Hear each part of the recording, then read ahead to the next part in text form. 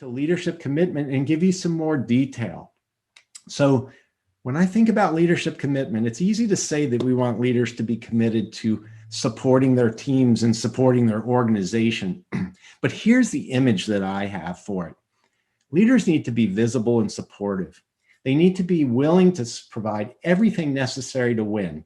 Now, what do I mean by that? When I meet with leadership, the first thing I'm trying to do is understand if they have that commitment to their organization to allow their employees to be empowered and engaged in a fully dedicated way to solve a very critical business problem.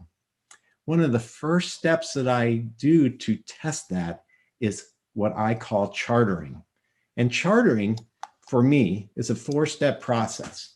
The first step is to identify the problem we're trying to solve. So if we're going to engage a team in a Kaizen event or a project, the first thing we need to do is understand what is the problem they're trying to solve in a very direct, business-oriented way.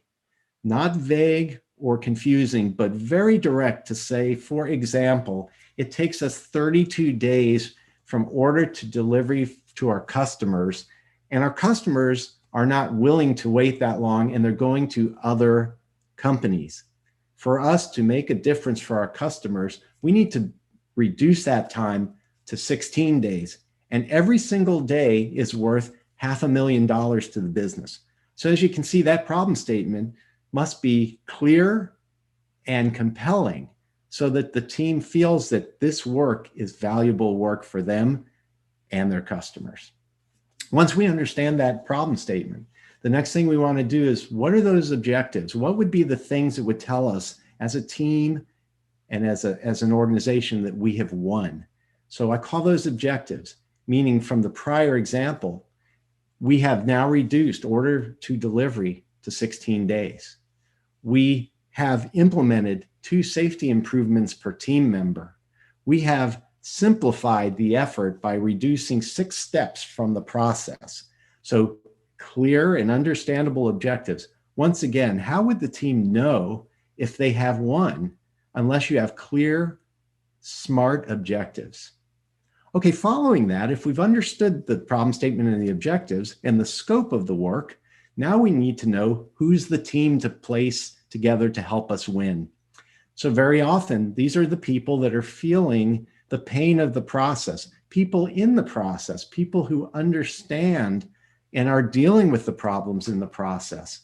Those people, we want them to be part of the change. These can be people that have never participated on a team before, but they have passion and energy to help solve the problem.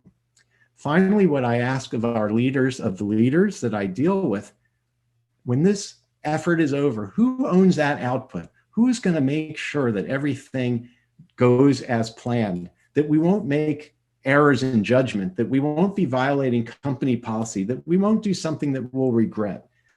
That person who owns that output should be the team leader. So I test leadership commitment by chartering with them to assure that they really feel compelled to put the right resources together to bring this work to bear.